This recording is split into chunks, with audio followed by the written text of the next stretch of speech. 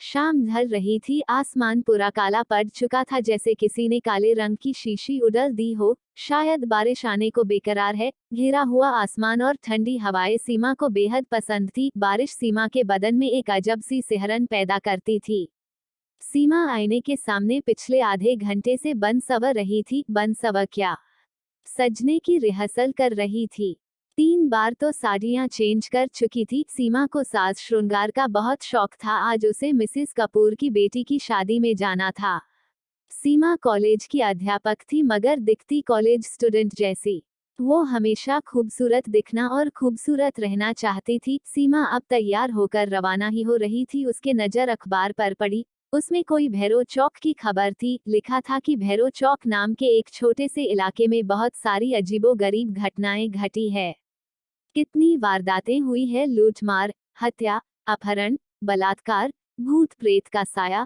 सभी घटनाएं वही तो घटी है। लोग वहां दिन के उजाले में भी जाने का साहस नहीं करते थे। ये खबर पते ही थोड़े समय पहले सीमा का चमकता चेहरा फीका पड़ गया। उसके चेहरे पर मानो हल्का खौफ मंडरा रहा हो। थोड़ी देर वो खामोश होकर वही खड़ी रही, मानो ये खबर उसके मन में घर कर गई हो।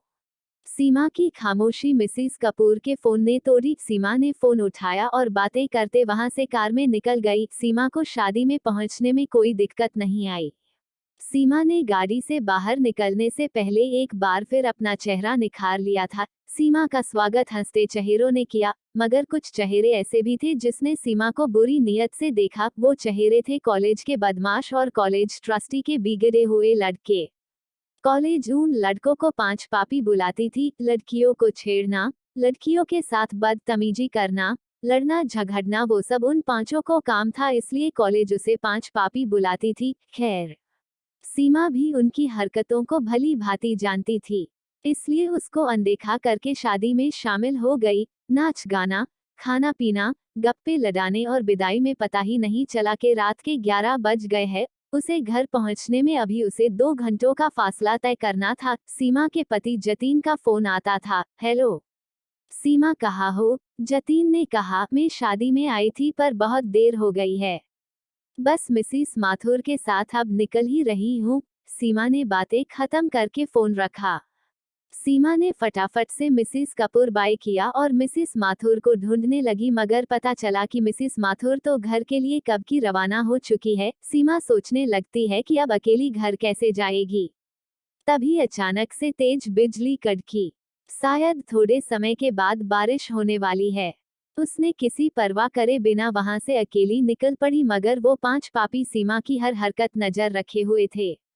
सीमा ने बस थोड़ा सा ही फासला तय किया ही था कि बारिश की बूंदाबांदी आने लगी। सीमा मन ही मन सोच रही थी कि वो बारिश बंद होने का इंतजार करे या फिर आगे बढ़े। सीमा को जल्द ही तय करना था उसे क्या करना है। उसने आगे बढ़ने का फैसला किया। सीमा की कार थोड़ी आगे बढ़ी ही थी कि तेज बारिश शुरू हो गई। हमेशा सीमा को सिहरन देने वाली बारिश की बूंदें आज बाधा बन रही थी। सीमा बारिश की बूंदोबारी को चीरती आगे बढ़ रही थी। सीमा का आगे बढ़ने का फैसला सही था, क्योंकि बारिश बंद हो चुकी थी। सीमा हल्के मन से ड्राइव कर रही थी, मगर लगता है आज का दिन सीमा के लिए सचमुच भारी था, क्योंकि सामने ट्रैफिक जाम था। गाड़ियों की लंबी लाइन लगी थी। किसी से पूछा तो पता चला कि भारी बारिश के चलते आगे का रास्ता पूरा ब्लॉक हो चुका है। जब तक रास्ता साफ नहीं होगा तब तक ट्रैफिक जाम रहेगा, और रास्ता साफ होने में सुबह भी हो सकती है। सुबह का नाम सुनते ही सीमा की हवाएं उड़ लगी। तभी सीमा देखती है कि कुछ गाड़ियां कच्ची सड़क की तरफ जा रही है। भैया, ये कच्ची सड़क कहाँ जाती है? सीमा ने किसी से पूछा। ये कच्ची सड़क शहर जाती है बहन जी। सीमा फिर से सोचने लगी कि वो रास्ता खुलने का इंतजार करे या फिर कच्चे रास्ते से जाए। उसने सोचा कि वो कब तक अकेली रास्ता साफ होने का इंतजार करेगी। वो भी कच्ची सड़क की तरफ जा रही गाड़ियां के साथ गाड़ी चलाकर शहर वाले रास्ते जा सकती है। इसलिए उसने वो कच्ची सड़क से घर जाने का फैसला किया। सीमा आगे बढ़ तो रही थी, मगर खौफ अभी भी उसके सिर पर डर मंडरा रहा था, क्योंकि वो आगे चल रही गाड़ियां के सहारे जा रही थी, जैसे कोई दीपक की रोशनी लेकर अंधेरे से गुजर रहा हो। आगे चल गाड़ियों की रफ्तार तेज होती है, वो सब सीमा की कार से आगे बढ़ जाती है। इतनी बढ़ जाती है कि वो सब कारें हेडलाइट के सहारे देखी जा सकती थी। सीमा भी उन तक पहुंचने के लिए अपनी गाड़ी की स्पीड बढ़ाती है, मगर गाड़ी अचानक से बंद हो जाती है। गाड़ी बंद होते ही सीमा बदहवास सी हो जाती है। वो वहां अकेली थी, आगे पीछे कोई नहीं था। आगे जाती गाड़ियां एक के बाद एक आंखों से ओझल हो रही थी। सीमा अब बेचैन सी होने लगी थी, धड़कनें तेज चल रही थी। उसके माथे से डर की बूंदें एक के बाद टपकने लगी थी। उसके आंखों में खौफ साफ दिख रहा था। वो घबरा के जोर जोर से सांसें ले रही थी। उसने अपने पर्स से फोन निकाला और जतीन का नंबर डायल करने लगी, मगर वहां मोबाइल कनेक्शन के नाम पर कुछ नहीं था। वो इतना डर गई थी कि वो गाड़ी से बाहर निकलना भी नहीं चाहती थी। उसे कुछ सूझ नहीं था, बस गाड़ी स्टार्ट करने में लगी थी। वो बार बार चाबी को दाएं बाएं घुमा रही थी, मगर नतीजा वही, गाड़ी स्टार्ट नहीं हो रही थी। अचानक से सीमा की नजर उसके पर्स में जाती है और उसमें एक तवीज दिखता है। वो तवीज जो सीमा की मां ने आखिरी सांस लेते वक्त दिया था और कहा था कि ये तवीज बुरे वक्त में तुम्हारी हिफाजत करेगा। सीमा ने तुरंत तवीज लिया और आंखें बंद करके फिर से गाड़ी स्टार्ट करने की कोशिश करने लगी। मां का दिया तवीज काम कर गया था। गाड़ी एक झटके में स्टार्ट हो गई थी। सीमा के तो जान में जान आई, ऐसे राहत की सांस ली। सीमा तवीज की शक्ति से अचंभित हो गई। वह समय व्यर्थ किए बिना वहां से चल दी।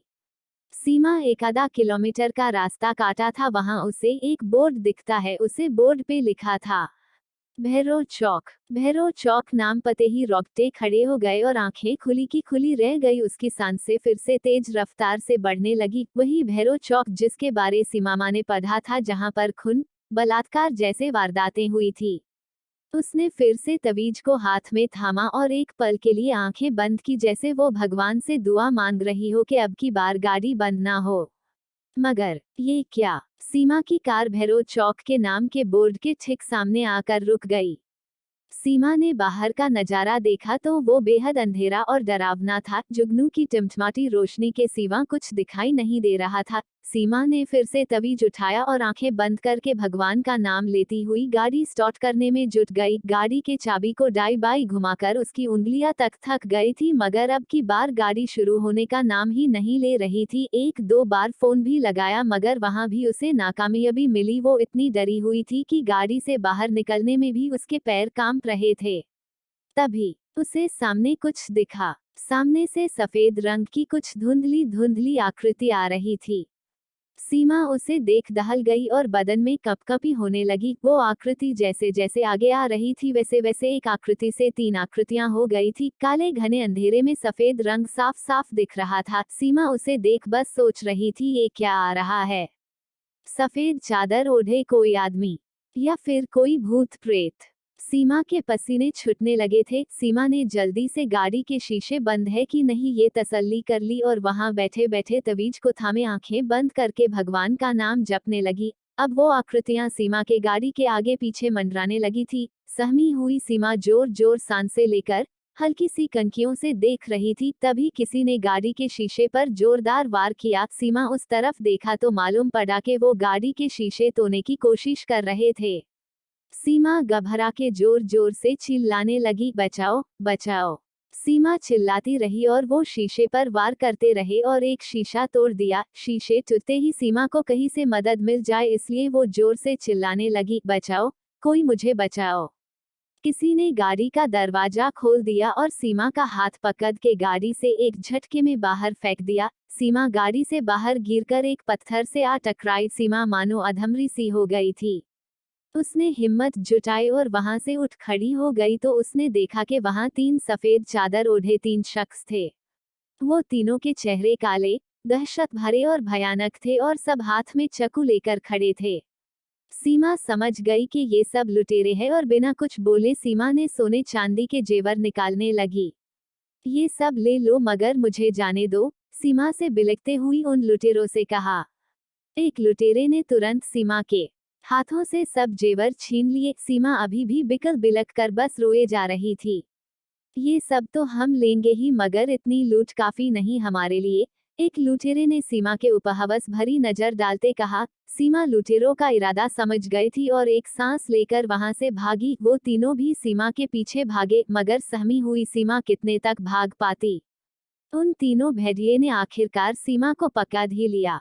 बचाओ बचाओ। सीमा पूरी ताकत से चिल्लाई, यहाँ तुम्हें बचाने वाले कोई नहीं आएगा। चिल्लाओ, जितना चिल्लाना हो उतना, एक लुटेरे ने हंसते हुए कहा। तभी एक लुटेरे पर पीछे से तेज वार होता है। वो लुटेरा वही ढेर हो जाता है। सीमा को एक आशा की किरण दिखाई देती है। वो दोनों लुटेरे पीछे देखते हैं कि ये वार किसने किया। सीमा भी उस तरफ देखती जहां से वार हुआ था। वहां वो कॉलेज के 5 स्टूडेंट होते हैं जिसे कॉलेज 5 पापी कह के बुलाती थी। वो 5 स्टूडेंट बचे 2 लुटेरे पर झपते हैं, उन्हें मार मार के बेहोश कर देते हैं। सीमा वहां सहमी खड़ी आंखों से आंसू बरसाती बस देखती रही थी और सोच रही थी कि जिस 5 पापी को बुरा और गलत समझ रही थी वही लोगों ने आज सीमा को बुरे हादसे से बचा रहे थे। मैडम, हम बुरे हैं मगर इज्जत सबकी करते हैं, आप बेफिक्र होकर जाइए। ये बंटी आपको सुरक्षित घर तक छोड़ देगा और हम इन लुटेरों को पुलिस के हवाले कर देंगे। इन लोगों ने भूत प्रेत के नाम पर बहुत लूट मचा रखी थी, अब पुलिस इन्हें मजा चखाएगी। एक स्टूडेंट ने कहा, मुझे माफ कर देना, मैं तुम लोग को गलत समझ नहीं थी मगर तुम इनसे आगे। सीमा के मुंह से एक शब्द भी निकल नहीं पाए। सीमा के आंसू ही थे जो सारी बातें बयां कर रहे थे। सीमा वहां से सुरक्षित होकर घर गई।